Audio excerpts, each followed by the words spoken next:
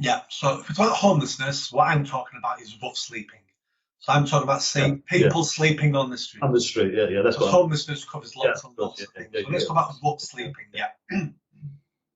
So we have two types of people sleeping on the streets in the UK. We have the people we imagine, so broken people who are drug addicts, who have got severe mental health issues, who have fallen through all the safety nets, and they end up on the streets, who beg for money for drugs, and they're trapped in a 3-4 hour drug cycle of begging money for drugs, begging money for drugs, begging money for drugs, and they're slowly killing themselves on the streets. That problem went up 15 years ago because of austerity, and then we started tackling it again and it started coming down.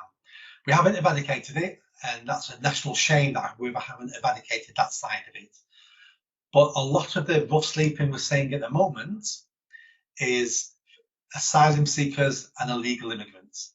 So people come to this country, get asylum, and can stay here, and then what do we do then? So they end up sleeping on the streets. So I got nearly 2 decades working with rough sleepers in Greater Manchester. I've set up many projects, award-winning projects, and I was talking to Boris Johnson's team when he was Prime Minister about how we can tackle this nationwide. Then he got kicked out. So what do we do? So my idea in Greater Manchester is nobody will be sleeping on the streets within a year.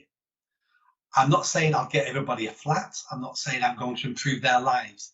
I'm just saying nobody will be sleeping on the streets because there will be beds available every single night of the year. And if you're sleeping on the streets, you'll be moved on. You'll be arrested. We won't tolerate anybody sleeping on the street because there's places for you to go.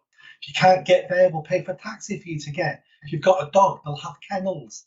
If you want to take drugs, take drugs. We're just not having you on the streets. And that'll be the message across Greater Manchester. Now, the hostels that will open, some of them will be garden sheds inside empty warehouses, which will be independent living pods. And that'll be temporary accommodation to get people in there, sort them out, drugs workers, and help them move into accommodation flats and a better life. That's what we'll be doing with some of them. And then some of them will be just mass beds, camp beds. And a lot of them will be for the illegal immigrants. Because what we need to be careful of in Greater Manchester, this is why Andy Burnham has failed to reduce rough sleeping in Greater Manchester, is because if you get to Greater Manchester and you get on his scheme, you end up with a 1-bedroom flat. So what does that do? Everyone comes there. Everyone's come to Greater Manchester from all over the country. Yeah. We have something like 40 illegal immigrants coming to Manchester every day wanting accommodation because the rumour's gone out now. We'll accommodate you. So we're not going to end our problem. So I'm going to make sure no one sleeps on the streets, but the accommodation will not be great because we can't attract anybody else. And then what I'll be doing is I'll be taking the Home Office to court because failed asylum seekers and people who are right to stay and illegal immigrants, they're not our problem in Greater Manchester. Why should the Manchester council taxpayer have to fork out for these people when we've got services we want improving? So I'll be taking the Home Office to court saying, each one of these people we help, you get the bill, because these are your problems.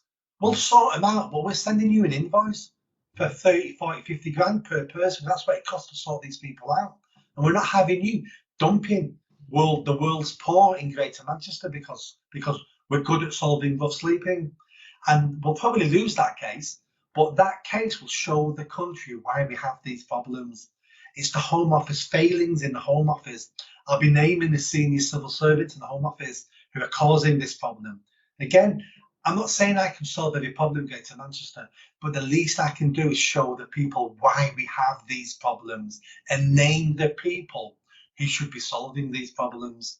And that's the different way we need to start tackling some of these problems. It can't just be same as yesterday and just throw more money at it, because same as yesterday doesn't work, and throwing more money at it doesn't work. If you like that video, don't forget to subscribe to the channel, hit that notification bell and comment.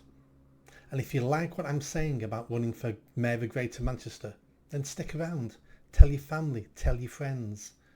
The only way I'm going to have a chance of winning is a grassroots movement, so be part of that movement and hit that bell. Thanks.